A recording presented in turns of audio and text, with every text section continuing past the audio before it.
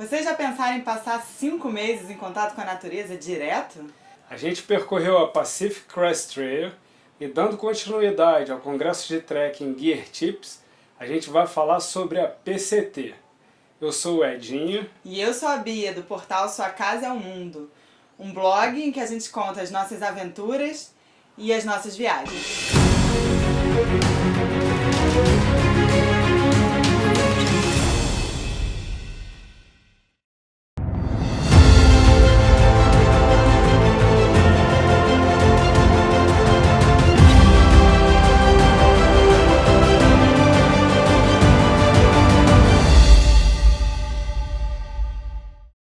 Para percorrer a Pacific Crest Trail, a gente montou o projeto Caminho A2, que tem como propósito fazer um livro, um filme e exposições fotográficas. Mas o que é a PCT? PCT é a Pacific Crest Trail, uma trilha pela crista das montanhas do Pacífico. Ela passa por 3 estados: Oregon, Washington e Califórnia. Vai do México ao Canadá ou do Canadá para o México. São 4.268 quilômetros. Se você percorrer ela do Canadá para o México, você vai ser conhecido como SOBO, Southbound. Se a decisão foi do México para o Canadá, em direção norte, vai ser Northbound, NOBO. Mais ou menos 10% do total de pessoas que decidem percorrer a PCT em um ano faz no sentido sul, saindo da fronteira com o Canadá. E os 90% fazem no sentido norte, começando na fronteira com o México. Isso se dá principalmente porque, para começar da fronteira com o Canadá, não é autorizado cruzar a fronteira pela trilha. Você tem que vir pelo lado dos Estados Unidos, andar 20 milhas em direção norte para chegar na fronteira e aí sim começar. Já do sul, você tem que ir para San Diego e de lá ir para Campo, que é uma pequena vila perto da fronteira, onde vai ter a estátua de começo da trilha no extremo sul. Para começar essa aventura, a gente optou por fazer sentido novo. A gente fez sul-norte. Então, a gente chegou em São Diego, a gente voou para Los Angeles, foi para San Diego. E lá a gente encontrou com os Trail Angels. Mas o que são Trail Angels? Trail Angels são pessoas que se disponibilizam a ajudar os hikers no meio da trilha. São pessoas que, por liberalidade, de alguma forma contribuem para o universo da trilha funcionar com uma energia super boa. O Scout e a Frodo nos ajudaram recebendo a gente na casa deles por 3 noites. A gente ficou lá, dormiu lá, pôde comer, se alimentar e preparar tudo, cheio de muitas dicas boas, já convivendo com a galera da trilha antes de começar. Isso foi muito legal porque a gente podia mandar equipamentos que a gente fosse comprar nos Estados Unidos para a casa dele, o que facilitou bastante a nossa logística inicial, porque tem alguns equipamentos que eram mais baratos comprar lá e a gente tinha alguém para receber. Quando a gente chegou na casa dele, a gente pegou todo esse material e aí 3 dias depois foi levado por ele para o começo da trilha, o que fez a gente começar a entender bem a comunidade da PCT. É importante ressaltar que nem todo equipamento que a gente leva e começa na trilha vai durar para sempre. E nem todo equipamento que a gente usa no deserto, a gente vai usar durante todo o período da PCT. Então, se você precisar repor, é preciso ter em conta as cidades em que tem lojas de produto outdoor, que você pode parar para comprar, ou o acesso à internet. Você pode comprar pela internet qualquer produto que você precise e mandar pelo correio. E na hora que você estiver passando por um posto do correio ou por algum lugar que se disponibilize a receber essa mercadoria para você, é só você pegar.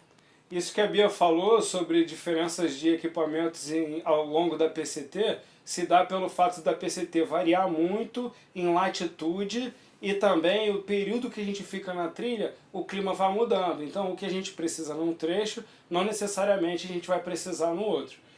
E outra coisa muito interessante que acontece com relação à comunidade da PCT são as Trail Magics.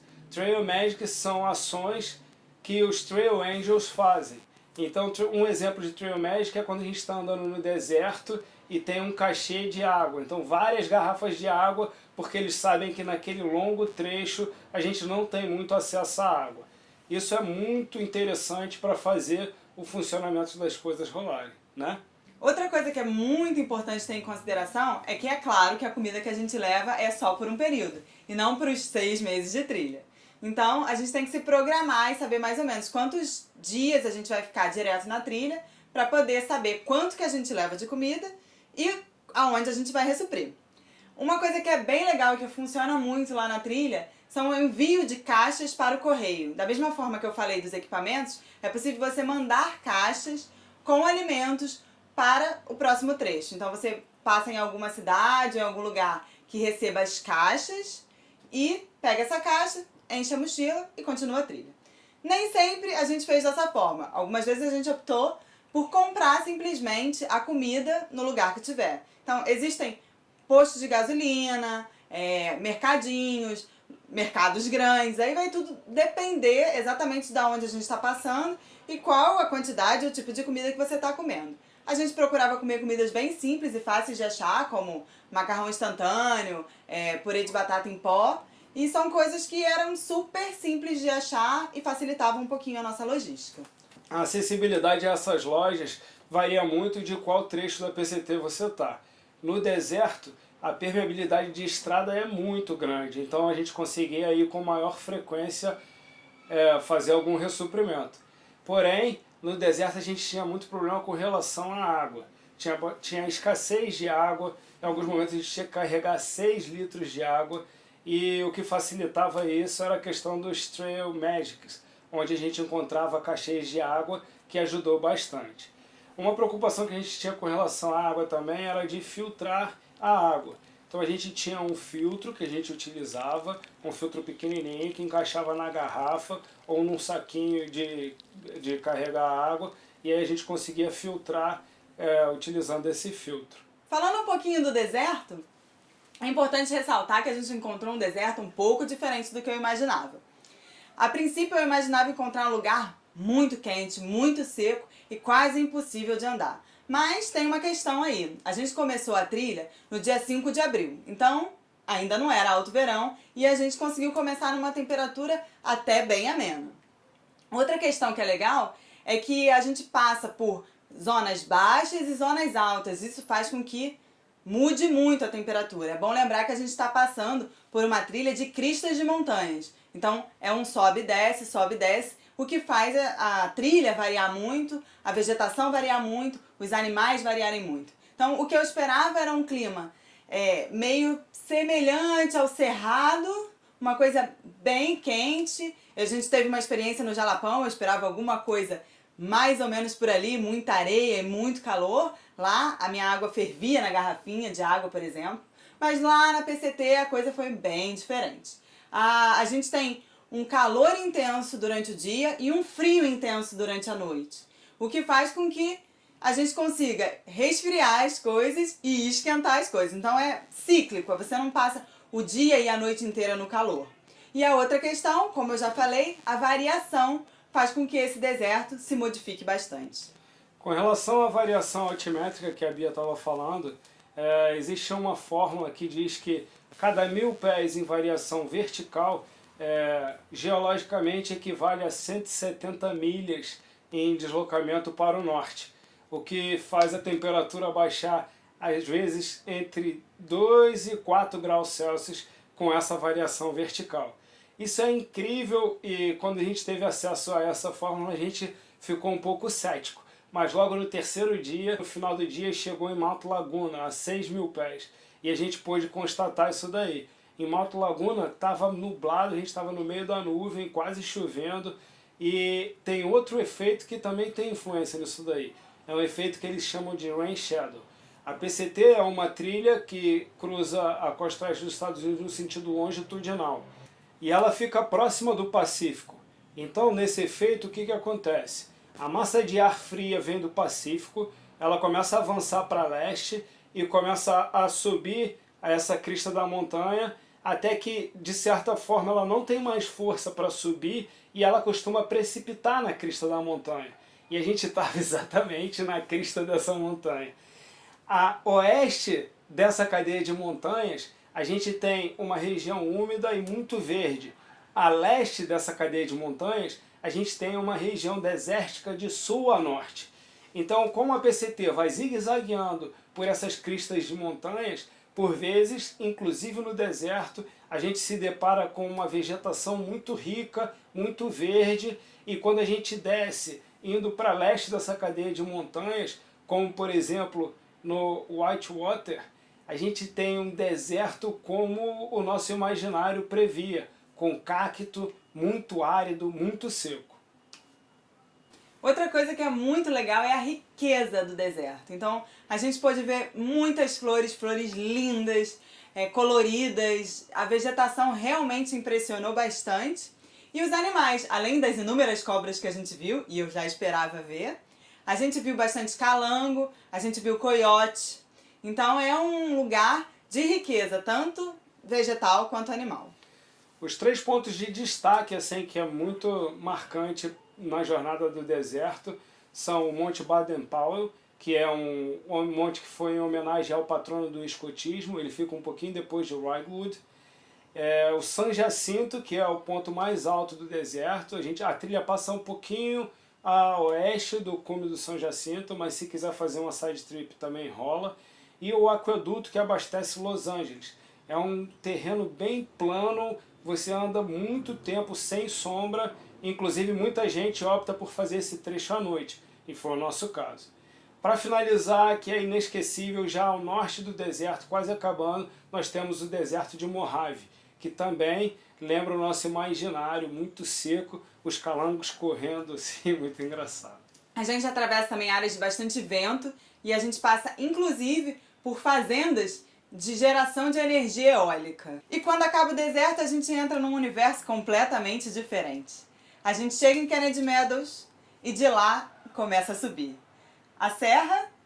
A serra é linda.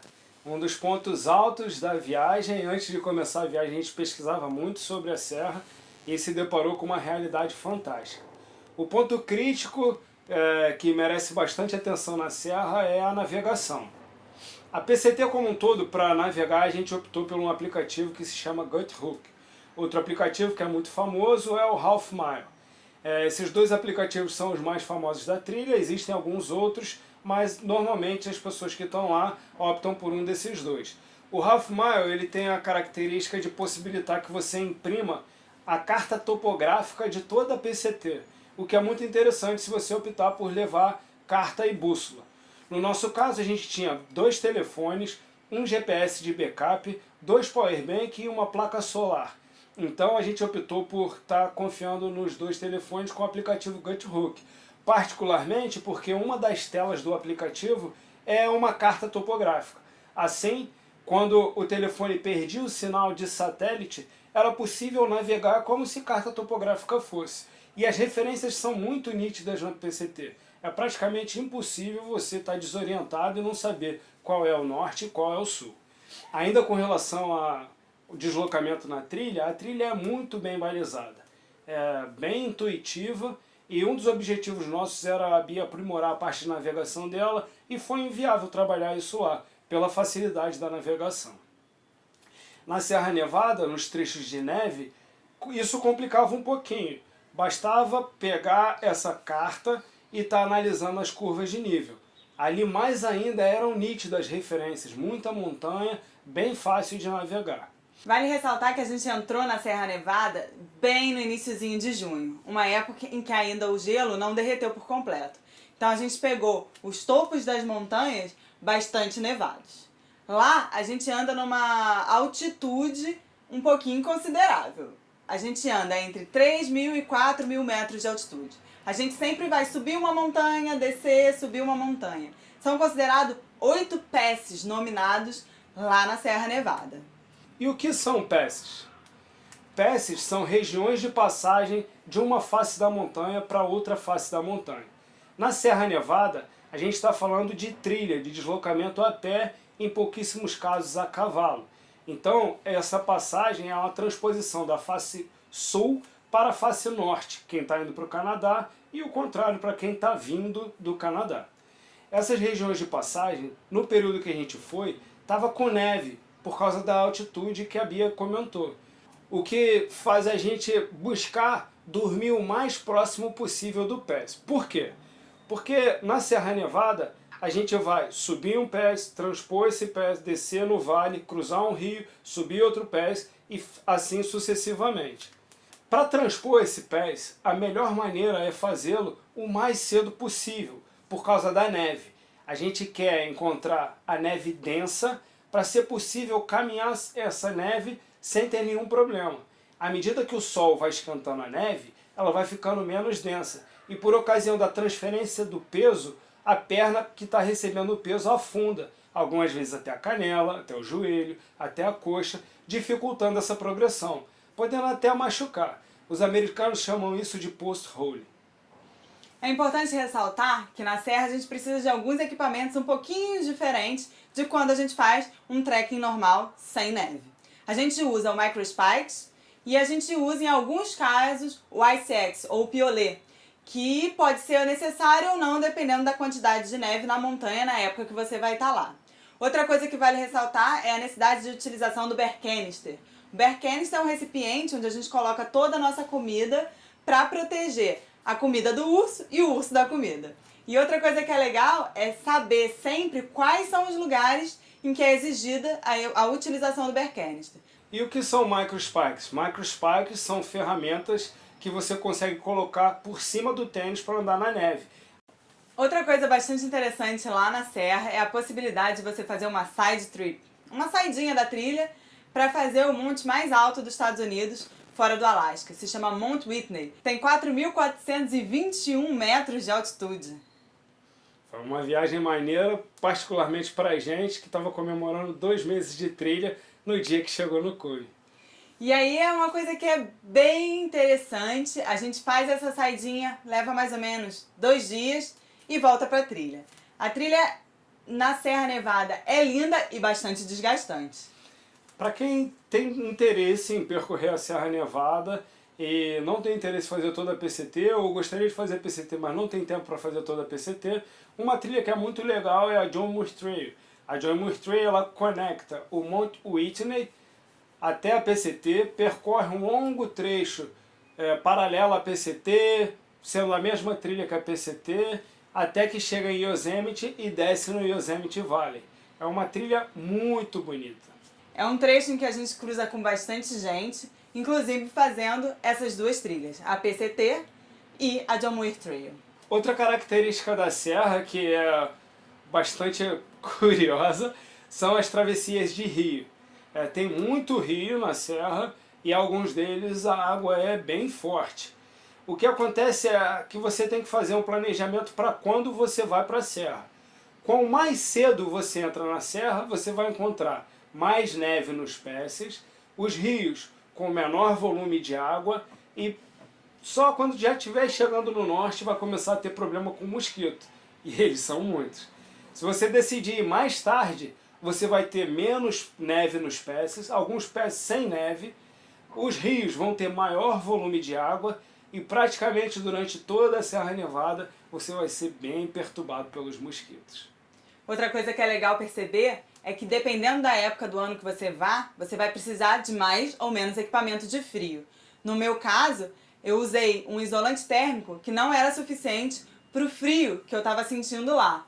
O chão ainda estava bem nevado ou recém-descongelado e por isso eu senti muito frio à noite. Então, fica de olho no valor R do seu isolante térmico. Outra característica bem interessante são os animais. Os animais que a gente viu na Serra Nevada, na região mais alta, perto dos passes, a região com mais neve, a gente viu muita marmota, que é um bicho muito maneiro. E nas partes mais baixas, nos vales, perto das regiões alagadas, a gente viu bastante veado.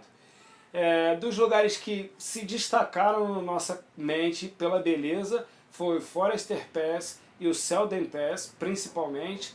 Todos os passes são lindos, mas esses dois ficaram na nossa recordação. E com relação aos lagos, o Rye Lakes e o Evolution Lakes, depois do Muir Pass, também foram bastante significativos. No Muir Pass tem uma casinha, um abrigo, um refúgio no cume do pass, que também é muito interessante. É uma homenagem a John Muir, que é uma das figuras mais inspiradoras quando se fala em natureza.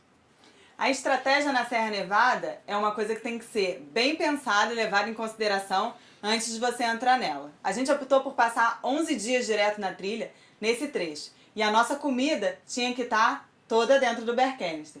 A gente sofreu um pouquinho com relação à fome. A comida não era totalmente suficiente e abundante para todo esse período. Então, tem que ficar de olho na estratégia, porque para sair da Serra Nevada e acessar a cidade, você às vezes leva milhas e milhas de distância para ir e para voltar, chegando a perder até 2 dias, um para ir e um para voltar. Então, isso é uma coisa que vale a pena ter em mente antes de entrar na Serra Nevada. Outro ponto muito interessante é pensar nas cidades que você vai descer. A Serra Nevada é cercada de cidades muito gostosas e que podem ser uma boa oportunidade de descanso, como por exemplo Mammoth Lakes, em que você já passou grande parte da serra, é um bom lugar para descanso, reposição de energias, compra de equipamentos. O final da serra ele tem uma certa divergência na literatura, porque algumas pessoas consideram mais a parte geológica, outros consideram a logística para a trilha. Nós optamos por considerar o final da Serra Nevada o Sonora Pass. O Sonora Pass, diferente dos pés que a gente vinha percorrendo, já é um pass que liga a face leste com a face oeste daquela cadeia de montanhas. Isso se deu na história dos Estados Unidos, lá atrás, na expansão para o oeste. As regiões de passagem que eles acharam e começaram a fazer por trilha, com a evolução dos tempos, se tornaram estrada. E aí nessas estradas a gente pegava carona para descer para a cidade. Sonora Pass marcou então na nossa história o final da Serra Nevada e o começo do norte da Califórnia. No terreno ficou bem nítido, porque a gente já começou a se deparar com rochas de origem vulcânica. O norte da Califórnia teve características bem interessantes. Quando a gente volta para o norte da Califórnia, saindo da Serra Nevada, a gente volta a ter contato com as flores, com o perfume das flores, com a natureza rica, abundante. Outra característica é a quantidade de bichos. Foi lá no norte da Califórnia que a gente encontrou o nosso primeiro urso. A sorte é que era o urso Black Bear. Apesar dele ser marrom, ele é Black Bear. Isso significa que as características dele não são tão agressivas. A gente viu ele de muito perto. Dá uma conferida nessa foto. Além disso, a norte da Califórnia tem a característica de não ser tão difícil de deslocamento como é a Serra Nevada. Então ali a gente já consegue imprimir um ritmozinho um pouquinho melhor. Por já ter passado grande parte da Califórnia, a gente já se encontra melhor condicionado e em condições de andar mais quilometragens dia. Por outro lado, no norte da Califórnia, a variação altimétrica volta a ser mais baixa, como no deserto. Isso vai ser observado que quando estiver na região mais baixa, a vegetação é parecida com o deserto. Eles chamam chaparral, que seria, comparando com o Brasil, um misto entre sertão nordestino e cerrado. 2 lugares muito lindos que chamam muita atenção no norte da Califórnia é a Burney Falls, em que fica a 5 minutos andando da trilha da PCT. A gente sai rapidinho, visita, é um lugar bem turístico, uma cachoeira maravilhosa. E o Monte Shasta, que é um monte que fica presente durante dias e mais dias no norte da Califórnia. Enquanto a gente está andando, a gente meio que contorna esse monte e pode avistar ele durante vários pôr do sol. E na PCT, a trilha entra na região do Lassen Volcanic National Park, que é um parque nacional onde a gente teve a oportunidade de ver um geyser em atividade. Foi bem interessante. Com o final desse trecho, a gente acaba a Califórnia, que é um grande estado muito diversificado dos Estados Unidos. E aí a gente começa a entrar no Oregon. O Oregon tem por característica ser bem mais plano do que todas as outras partes da trilha.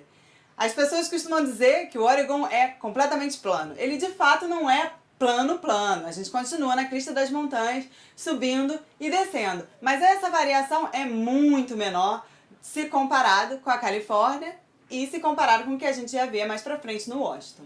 Essa pouca variação altimétrica que é apresentada no Oregon, ela tem uma influência direta na paisagem, porque parando de variar, a gente começa a observar que a trilha é mais homogênea. A gente anda bastante tempo em florestas de pinheiro, sem variar muito ali o terreno.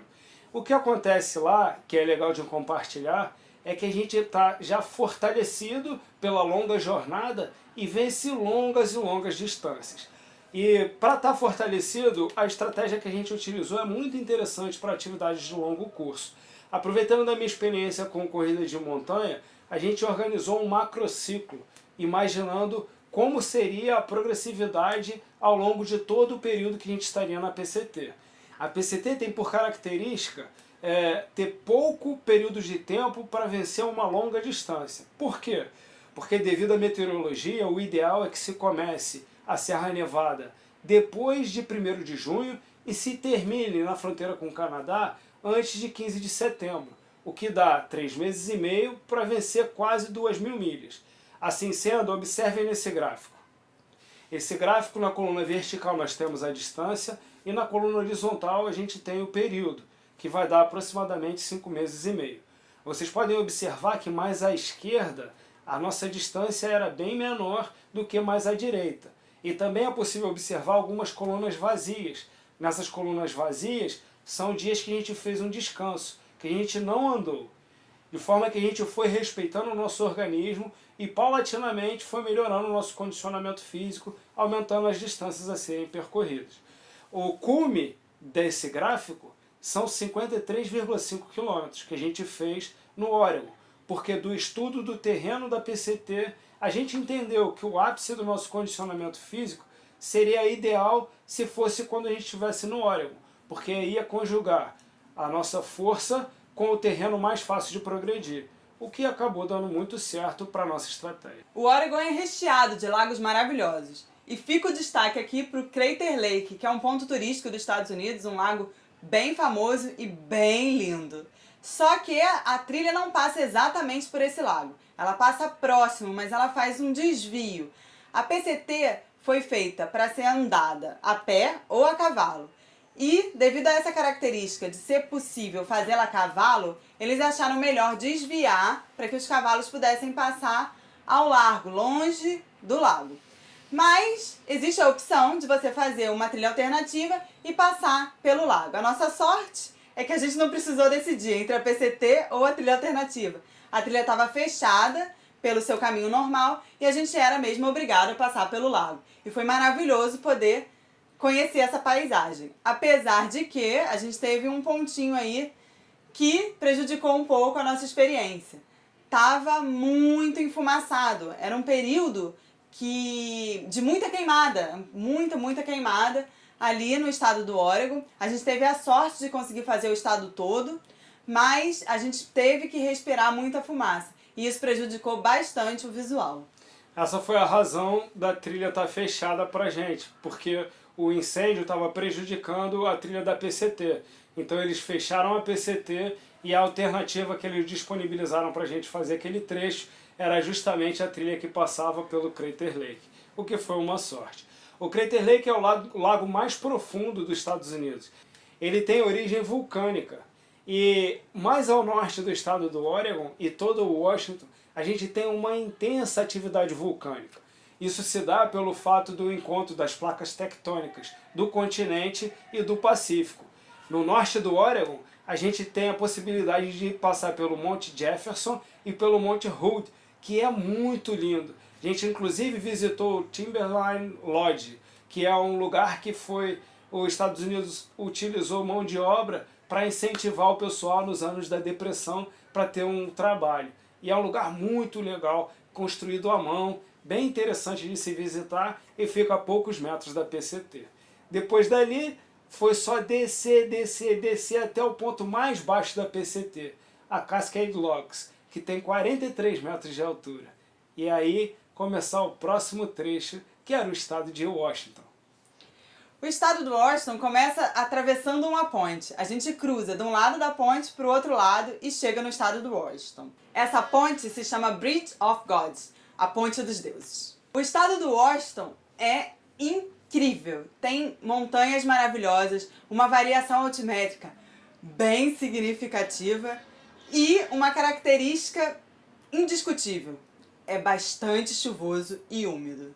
Se alguém me pede opinião sobre o melhor lugar da PCT para se fazer poucos dias, sem nem pestanejar, eu diria Washington. pela facilidade do acesso à trilha e pela variedade que se observa lá. Se você puder escolher analisando a previsão do tempo, aí é o 10 Olímpico. A trilha no estado do Washington, ela passa pela Cascade Crest, que é a crista das Cascades. E é muito lindo. Você vai passar por glaciar, vai passar por florestas, vai ver rochas lindas e essa variedade é bem legal. Uma característica que aconteceu também na nossa jornada, que eu fiquei muito feliz, foi que a gente teve a oportunidade de caminhar enquanto estava nevando. Foi muito lindo. Faltavam 2 dias para acabar e a gente amarradão caminhando enquanto nevava. Escolheu um pouquinho mais. Mas não tem tanto glamour assim caminhar durante a neve. É bastante úmido, é bastante frio e você tem que estar com o equipamento necessário para não sofrer, principalmente com relação aos pés, que acabam sofrendo bastante com relação à umidade. O marco do final da PCT é na fronteira dos Estados Unidos com o Canadá, mas não acabou. Lá não tem como sair da trilha. Você tem que andar mais 8 milhas rumo ao Canadá, tendo que prestar atenção em todas as normas necessárias com relação a passaporte e visto para sair pelo Canadá, ou você tem que retornar 20 milhas aproximadamente para poder pegar uma estrada super pouco movimentada e sair da PCT rumo a um estado dos Estados Unidos e voar para casa. Em linhas gerais, isso é mais ou menos o que você precisa saber para ir para a PCT. Se você quer mais informações sobre a nossa experiência, alguma dica ou alguma informação que não deu tempo de dar aqui, procura a gente no Facebook, Instagram, a gente tem um site, o suacasaelmundo.com.br e também YouTube e o Vimeo.